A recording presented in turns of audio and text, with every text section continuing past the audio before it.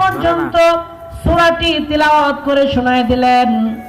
এই বয়োবৃদ্ধ লোকটি এবার কান লাগায়া মন লাগায়া সূরাটা শুনলেন মনোযোগ দিয়ে। শোনার পরে এবার নবীকে লক্ষ্য করে বলছেন, ওয়াল্লাযী বা'আসাকা বিল হাক্কি লা আযীদু আলাইহা আবাদা। ও নবীজি,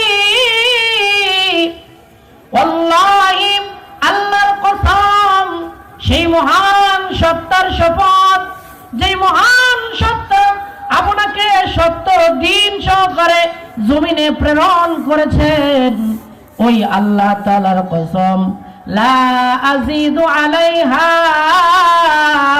আবাদা। ওগো নবী, আপনি যা শোনালেন এর চাইতে একটু আমি বৃদ্ধি করব না, এর চাইতে কমাবো না। আমি এই সূরাটি আপনি যা বলছেন আমি পরিপূর্ণভাবে মেনে চলার চেষ্টা করব। বলুন সুবহানাল্লাহ।